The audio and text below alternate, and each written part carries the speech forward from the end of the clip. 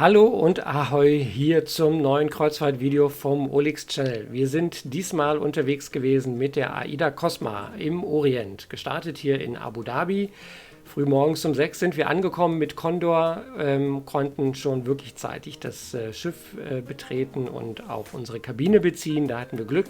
Wir hatten eine sogenannte Junior Suite mit Wintergarten. Hier sieht man ihn einmal. Wir haben ihn auch wirklich viel genutzt, denn das Wetter war wunderbar. Durchschnittlich 25 Grad hatten wir, sodass die großen Balkontüren immer auf waren und wir diesen Bereich auch wirklich viel nutzen konnten. Am Nachmittag sind wir dann noch mit dem Bus ein wenig durch die Stadt gefahren. Auch wenn nicht mehr viel Zeit war, hier am Anreisetag haben wir uns zumindest die wesentlichsten Highlights der Stadt angesehen. Und natürlich führt in Abu Dhabi auch kein Weg vorbei hier an der großen weißen Sheikh Zayed Moschee. Kleiner Spoiler, wir werden im Frühjahr auf der AIDA Cosma wieder sein, und zwar dann auf der Überführungsfahrt von Dubai nach Mallorca. Da werden wir auch Gelegenheit haben, in die Moschee hineinzugehen. Das heißt, wenn ihr nichts verpassen wollt und auch diesen Blick mit in die Moschee genießen wollt, dann abonniert den Kanal, wenn ihr es noch nicht gemacht habt, und setzt das Erinnerungsglöckchen, dann kriegt ihr es auf jeden Fall mit. Ja, weiter ging es dann von der Moschee aus durch die Stadt, vorbei an vielen interessanten Gebäuden und hier auch an dieser sogenannten Corniche, also der Uferpromenade, der Stadtpromenade hier von Abu Dhabi. Und da konnte man schon mal einen kleinen Blick werfen auf die Skyline der Stadt, die ja nur einen kleinen Vorgeschmack auf das gibt, was uns später dann in Dubai erwartet hat. Denn auch wenn Abu Dhabi die Hauptstadt der Vereinigten Arabischen Emirate ist, so ist Dubai natürlich die Vorzeigestadt und hat deutlich mehr Spektakuläres zu bieten, als wir es hier in Abu Dhabi sehen. Ja, so viel hier zum ersten Tag der Stadt. Wir schauen hier nochmal ganz kurz auf den Louvre, da sind wir nämlich auch noch vorbeigefahren, also der Kunstausstellung, die man eigentlich aus Paris kennt. Die hat hier auch in Abu Dhabi eine Niederlassung mit diesem spektakulären runden Kuppeldach. Wir hatten auch hier leider keine Zeit hineinzugehen. Hier aber beim Auslaufen nochmal ein Blick auf den Louvre und auf die Skyline der Stadt.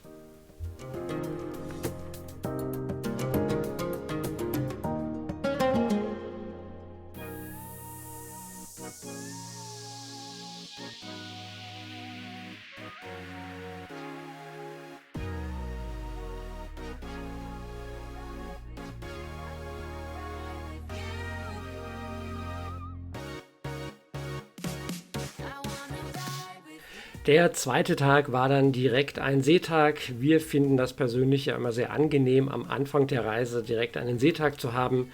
Zum Ankommen, ausruhen, hier auch noch die Zeitverschiebung verkraften. Das haben wir sehr genossen. Wir waren dann tagsüber auch noch hier im Wellnessbereich. Hier mal der Blick in den Außenbereich vom Spa mit diesen Infinity Pools. Das ist ein bisschen anders als auf der Nova. Da gibt es ja diese großen runden Whirlpools. Auch anders hier auf der Cosma ist das sogenannte Ocean Deck. An der Stelle, wo auf der Nova das Four Elements, dieses Activity Deck ist, das überdachte, gibt es hier diesen offenen Außenbereich mit Infinity Pool, einer Bar und einer kleinen Konzertbühne. Der Bereich ist hier tagsüber wirklich sehr beliebt. Man kann hier sonnen, schwimmen und baden, und am Abend ist es hier wirklich auch eine tolle Stimmung mit Live-Musik. Jeden Abend spielt hier eine Band auf der kleinen Bühne, sodass man den Abend hier im Außenbereich wirklich toll genießen kann.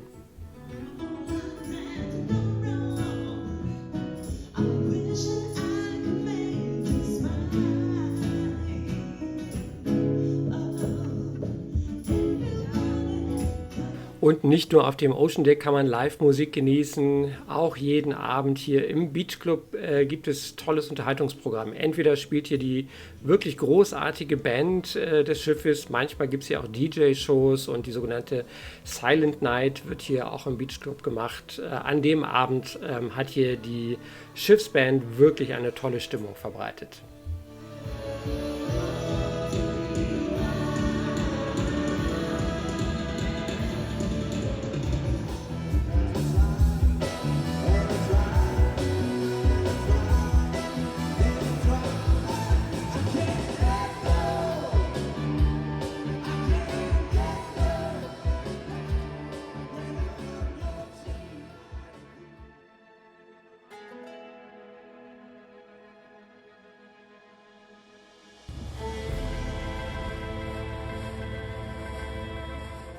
Wir sind im Oman und zwar hat die AIDA Cosma festgemacht in Maskat, der Hauptstadt des Omans.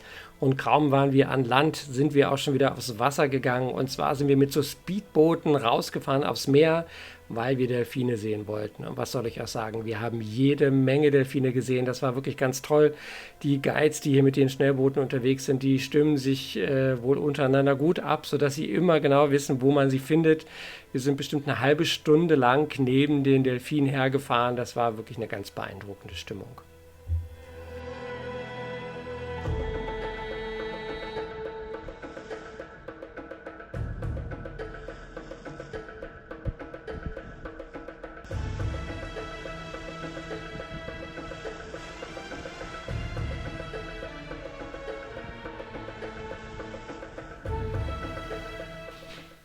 Dann ging es weiter mit den Booten hier entlang an der Küste des Omans. Ja, wirklich so beeindruckend karge Felsenlandschaft, die man hier gesehen hat. Und zwar in eine ruhigere Bucht und da konnten wir dann schnorcheln und baden und das haben wir natürlich auch ausgenutzt und sind unter Wasser gegangen. Kleiner Tipp, bitte auf jeden Fall entweder Flossen oder Badeschuhe anziehen. Das Wasser ist hier sehr flach und man kommt schnell mit den Füßen unten auf die scharfkantigen Steine und Korallen. Es hat also auch bei uns auf der Tour einige blutende, verletzte Füße gegeben. Ich hatte Gott sei Dank Badeschuhe mit dabei und das macht auf jeden Fall auch Sinn. Hier mal ein kleiner Blick, was wir da unter Wasser alles gesehen haben.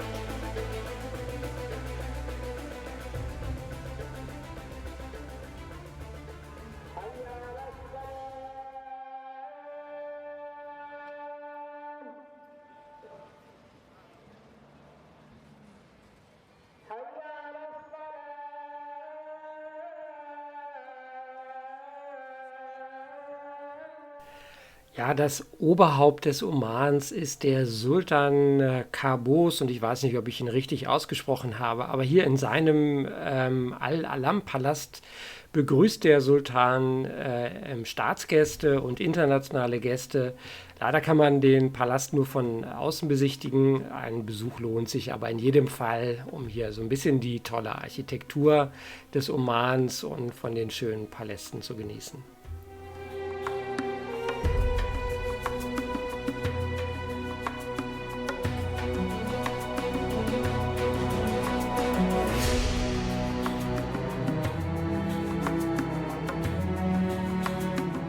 Zurück auf dem Schiff ging es dann abends wieder in eine der tollen Shows. Dieses Mal die AIDA Diamonds Show, eine bunte Musikshow.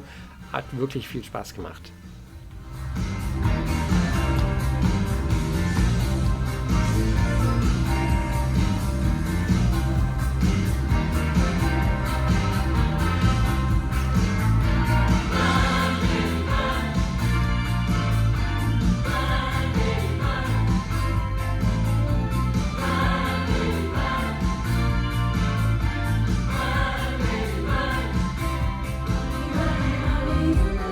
Always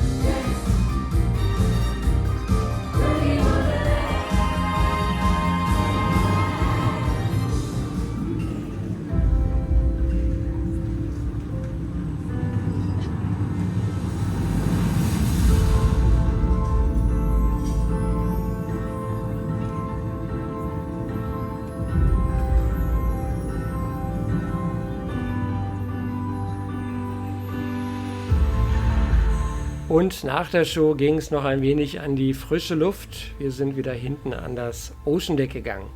Da kommt man unter anderem auch hin, wenn man hier über diese Hängebrücke geht. Darunter ist ja so ein kleiner Aktivitätsbereich mit Kletterwand und ja, Kinderbespaßung. Und von hier aus kommt man dann eben auch hinten auf dieses Ocean Deck, wo an dem Abend auch wieder Live-Musik gespielt wurde.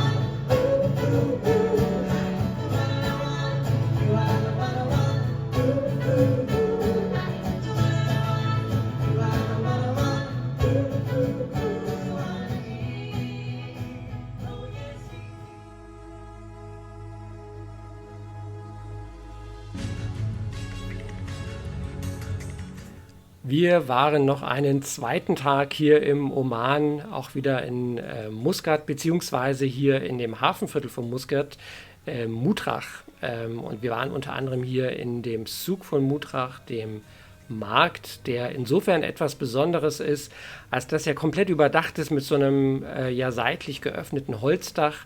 Hat den Vorteil, dass man nicht durch die pralle Sonne marschiert und es trotzdem gut belüftet ist. Ja, und am Ende ist es ein typischer orientalischer Markt, auf dem es alles gibt, was man sich nur irgendwie vorstellen kann.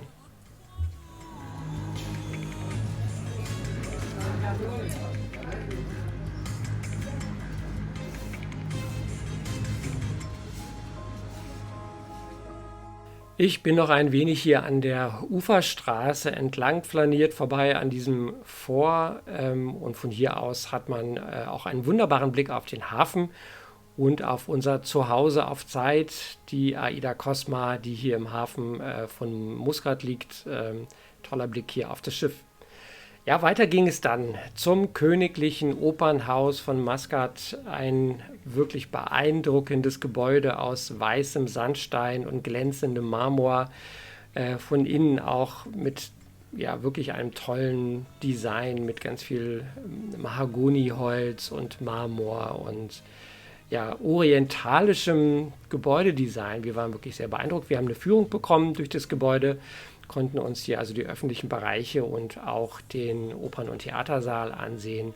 Aber schaut mal selbst, was das hier für eine beeindruckende Kulisse ist.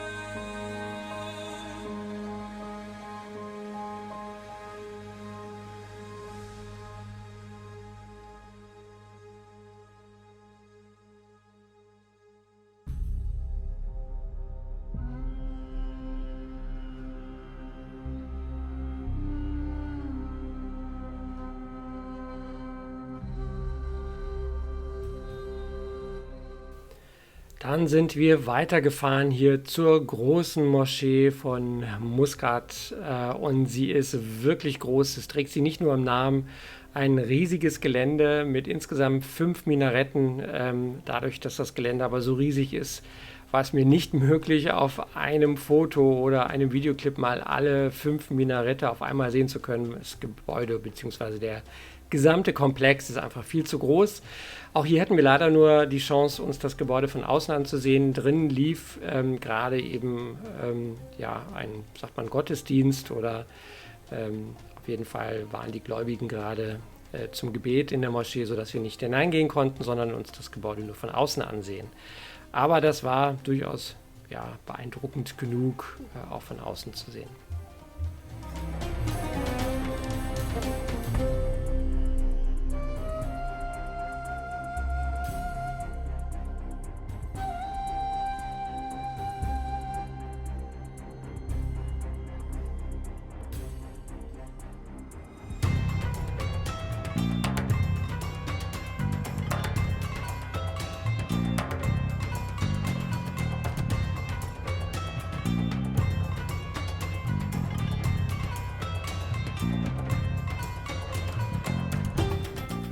Der Oman ist im Übrigen einer der größten Produzenten von Weihrauch. Und dem Weihrauch hat man hier auch dieses Monument gewidmet, einer überdimensional großen Weihrauchschale, die hier im Hafen von Muscat steht.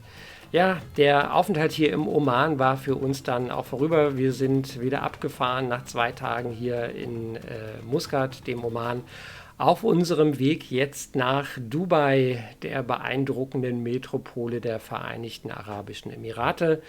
Aber wir hatten zunächst noch einen halben Seetag, konnten also den Vormittag noch bei wunderbarem Wetter auf dem Schiff genießen und sind dann am Mittag in Dubai eingelaufen.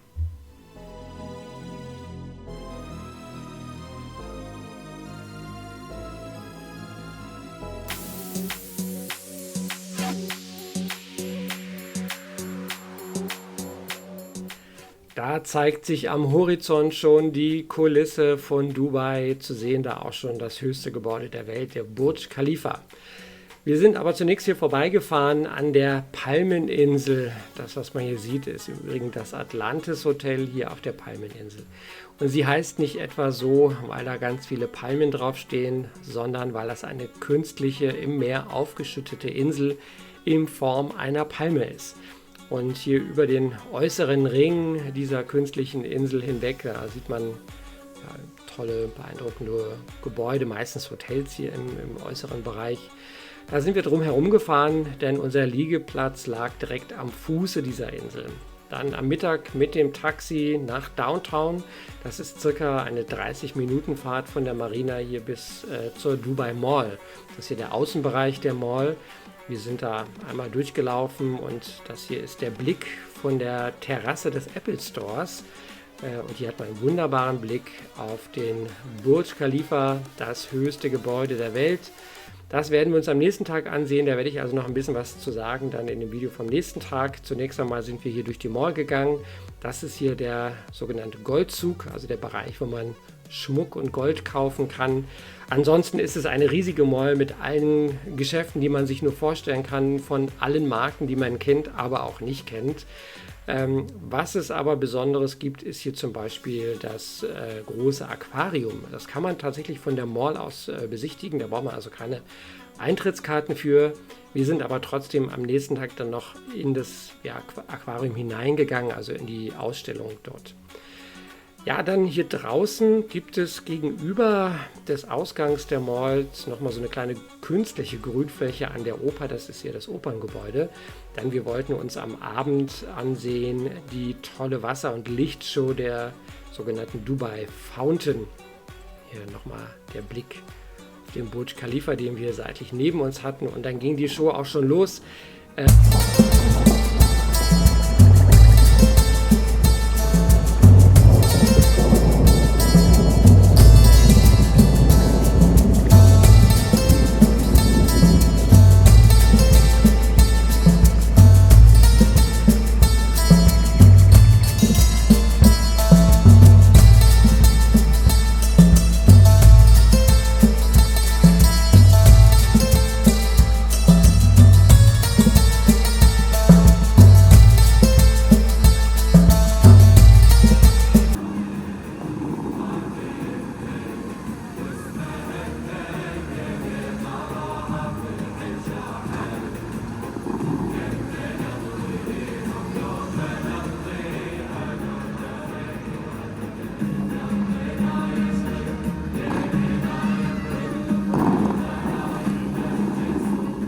Die Show hier am Brunnen, die läuft jeden Tag zu unterschiedlichen Uhrzeiten. Tagsüber gibt es in der Regel so Zeitfenster, wo man das sehen kann. Alle halbe Stunde läuft das dann.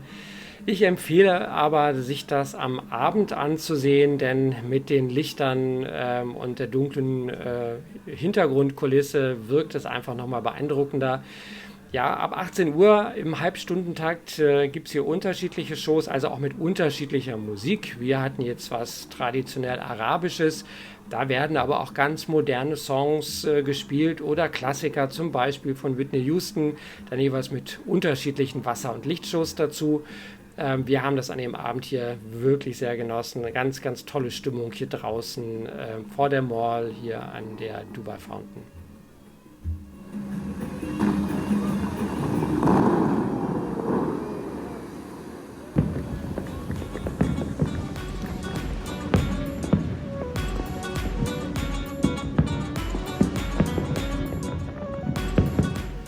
Und zurück auf dem Schiff gab es noch ein tolles Feuerwerk hier in der Marina von Dubai.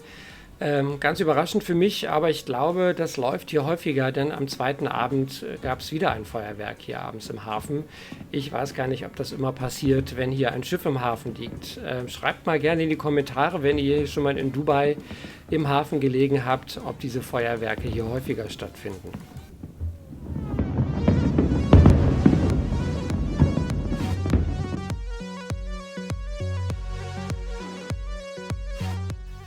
Der zweite Tag hier in Dubai stand ganz im Zeichen dieses Gebäudes hier, der Burj Khalifa, das höchste Gebäude der Welt, 828 Meter hoch. Und man war, glaube ich, nicht in Dubai, wenn man nicht wenigstens einmal hier auf das Gebäude gefahren ist. Es gibt Aussichtsplattformen auf unterschiedlichen Ebenen. Einmal hier 124 und 125. Etage, auf der waren wir. Man kann es aber auch ein wenig exklusiver haben und auf die 148. Etage fahren. Wenn man sich für die günstigere Variante wie wir entscheidet, muss man damit rechnen, dass man ein wenig Zeit mitbringen muss zum Anstehen. Wir haben circa eine Stunde gebraucht vom Ticketschalter hier bis zu den Aufzügen. Ja, und diese Aufzüge bringen einen dann in circa 60 Sekunden auf die Aussichtsplattform in circa 453 Meter Höhe. Im Aufzug selber sieht man dann hier so eine kleine Projektion an den Aufzugwänden und man fährt vorbei virtuell an anderen hohen Gebäuden dieser Welt, bis man dann, wie gesagt, am 125. Stockwerk wieder rausgelassen wird und von dort aus wirklich einen fantastischen Ausblick über diese großartige Stadt hat.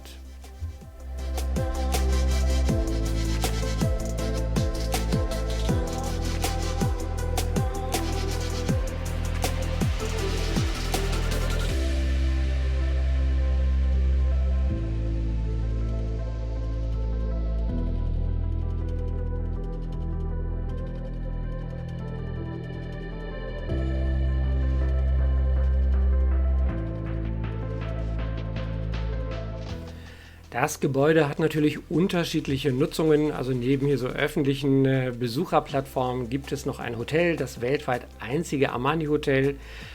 Büroflächen gibt es natürlich reichlich hier im Gebäude und Apartments und Wohnungen. Im Übrigen die am höchsten bewohnte Etage ist die 163. in 584 Metern Höhe, wobei die Aufzüge bis zur 189. Etage reichen. Zurück hier unten in der Dubai Mall sind wir noch vorbeigegangen an dem Wasserfall. Den sieht man ganz häufig, wenn man Bilder hier von der Mall sieht. Da mussten wir natürlich auch einmal dran vorbei. Und ich habe ja gesagt, dass wir hier auch nochmal zum Dubai Aquarium kommen. Das große Aquarium, was man da unten im Übrigen direkt von der Mall aus sehen kann, ist wirklich beeindruckend groß. 51 Meter lang, 20 Meter tief und 11 Meter hoch, das ganze Becken mit über 33.000 Seetieren. Und wenn man dann ein Ticket hier für das Aquarium hat, dann kommt man hier auch durch den Tunnel. Also man kann quasi unter Wasser durchgehen durch das Aquarium und hier die Fische beobachten.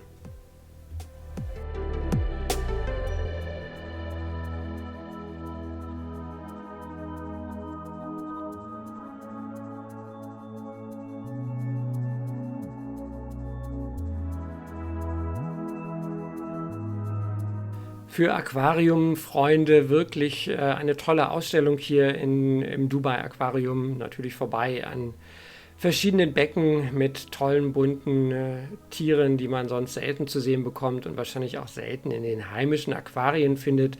Deswegen glaube ich, ist es gerade für Aquaristikfreunde immer wieder toll, sich hier solche tollen großen Seewasseraquarien ansehen zu können, die ja für den häuslichen Betrieb immer ein bisschen kompliziert und schwierig sind. Da lohnt sich hier also auf jeden Fall mal der Besuch des Dubai Aquariums.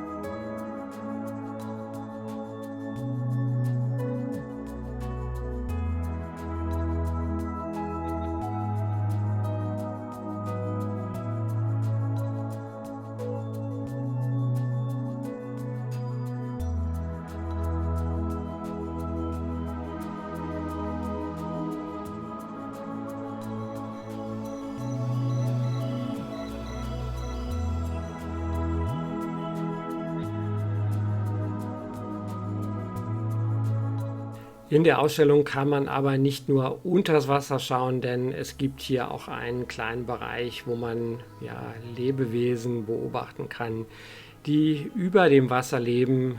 So einen kleinen tropischen Regenwald hat man hier aufgebaut.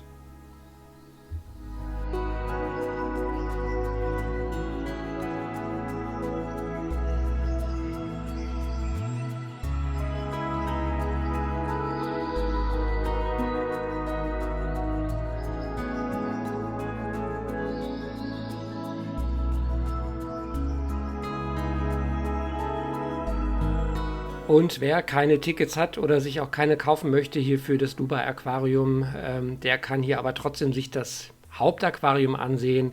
Hier dieses riesige und auch größte Aquarium der Ausstellung, weil das ist hier direkt von der Shopping Mall aus zu sehen. Da braucht man also keine Eintrittskarten für. Hier mal ein Blick in die Mall selber. Ganz klassische Mall, allerdings natürlich die größte der Welt mit über 1200 Geschäften. Und zurück hier in der Marina am Hafen hatten wir auch einen Blick auf das große Riesenrad hier von Dubai. Allerdings war das an den Tagen, als wir da waren, außer Betrieb.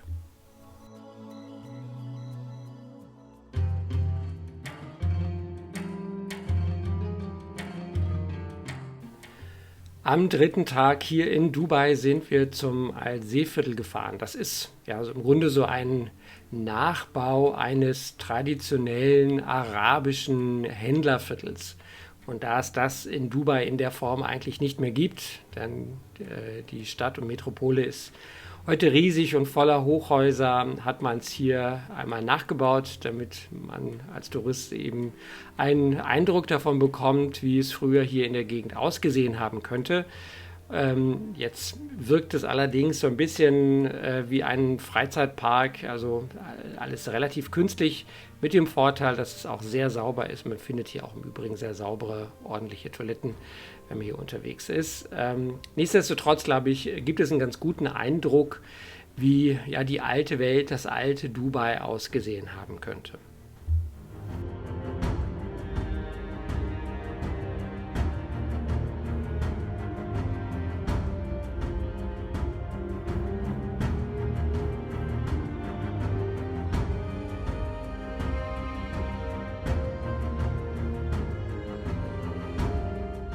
Weiter ging es dann mit einem dieser sogenannten Dhow-Boote, also diese klassischen Holzboote hier entlang des Dubai Creek, also ein verlängerter Meeresarm, der hier nach Dubai reinreicht und über die Jahre auch weiter verlängert und verbreitert wurde und heute eben als Wasserstraße genutzt wird für Transport der Waren, aber auch von Menschen. Hier diese Wassertaxis, die wir gerade gesehen haben, fahren hier auch durch den Creek. Hier sieht man nochmal eins und bringen die Arbeiter von Punkt A nach B. Hier vorbei einmal eben an diesem Al-See-Viertel, an diesem traditionellen Nachbau. Nichtsdestotrotz ist man hier im alten Dubai, das heißt, man sieht hier in der Gegend eigentlich keine Hochhäuser, höchstens da hinten am Horizont, da sieht man es, das ist dann Downtown und man kann auch schon ein bisschen den Blick werfen auf diesen Rahmen, den man dort sieht, The Dubai Frame, weil da waren wir dann als nächstes hier an diesem Bilderrahmen, der da steht und als Aussichtsplattform dient. Da sind wir auch einmal reingegangen und ganz am Anfang des Frames, also wenn man da reingeht nach dem Ticketschalter, kommt man in so eine kleine historische Ausstellung, wo man so Bilder und Lebensweisen des traditionellen Dubais zu sehen bekommt und kann von dort aus dann zu den Aufzügen gehen. Das ging Gott sei Dank hier deutlich zügiger als der Eintritt zum Burj Khalifa. Also hier mal so der Blick so ein bisschen in diese alte traditionelle Ausstellung. Und dann ging es in die Aufzüge. Und das sind Glasaufzüge, mit denen man dann rauffährt. Man kann also rausschauen hier mit dem Blick auf die Stadt. Und dann kommt man bis nach oben dann auf die Aussichtsplattform.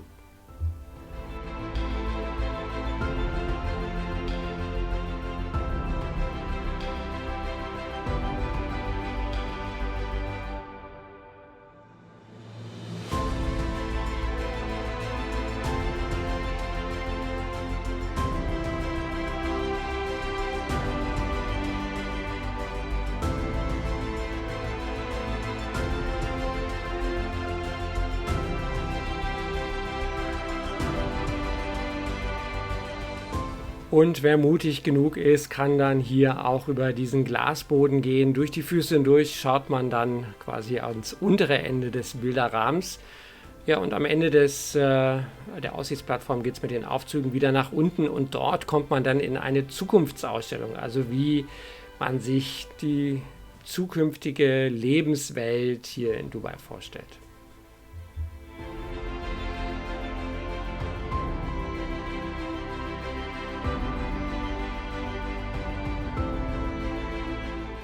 Und mit der Ausfahrt hier aus Dubai haben wir dann Abschied genommen vom Orient und sind wieder angekommen ein Stück weit im Okzident, in der westlichen christlichen Welt.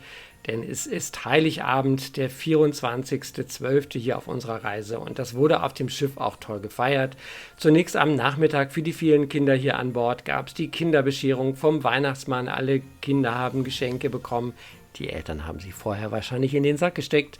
Aber sei es drum, für die Kinder war es eine tolle Erfahrung, eine tolle Show. Wir sind abends essen gegangen, dann hier im Churrascaria Steakhouse. Alle Restaurants haben an dem Abend wirklich tolle Spezialmenüs gehabt. Für uns gab es hier zunächst einmal leckeres Kalbstartar, eine Selleriesuppe, dann Surf and Turf, also Steak und einen halben Hummerschwanz und eine ganz klassische Crème Brûlée zum Dessert. Alles sehr, sehr lecker, wie immer im Steakhouse. Und am Abend dann wurde es ganz heimelig mit der tollen, großen Weihnachtsshow hier auf AIDA Cosma. Da ist man wirklich in Weihnachtsstimmung gekommen und hat vergessen, dass man eigentlich mitten in der arabischen Welt ist.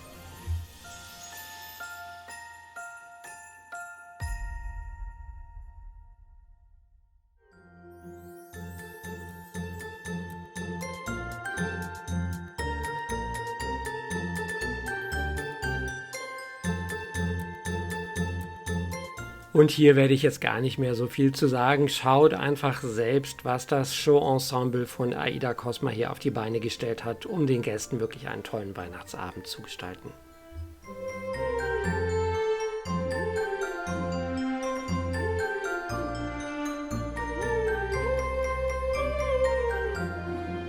Oh, the weather outside is frightful, but the fire is so delightful. And since we've no place to go, let it snow, let it snow, let it snow. Well, it doesn't snow.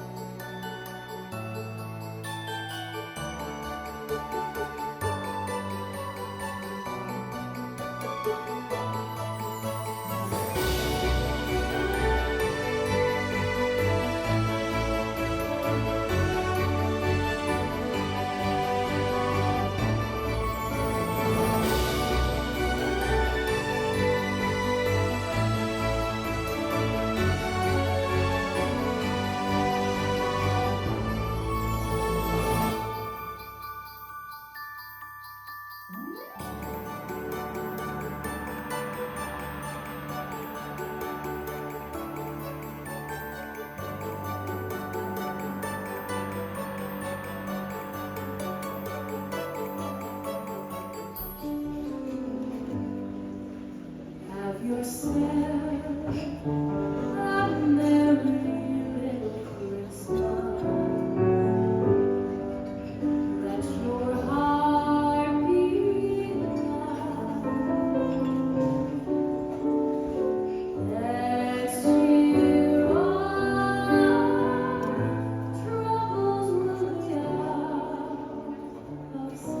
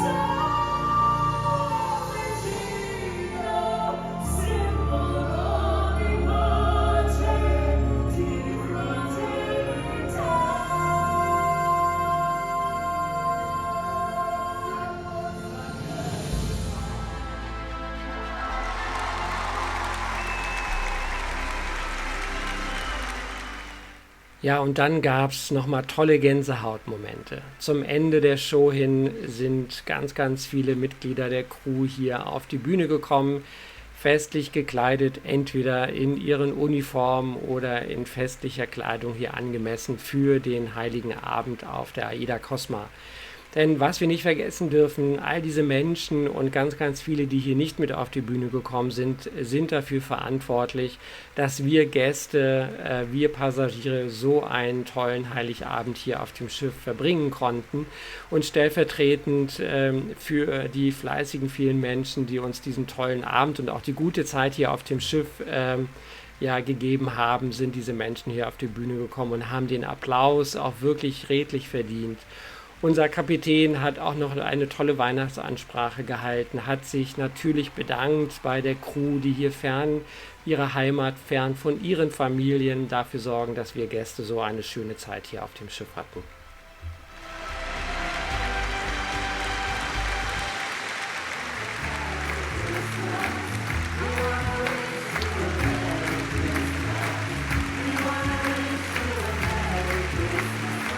Und mit diesen letzten Bildern geht dieses Urlaubsvideo auch zu Ende. Ich bedanke mich bei euch fürs Zusehen, hoffe, dass ihr auch wunderschöne Weihnachten hattet.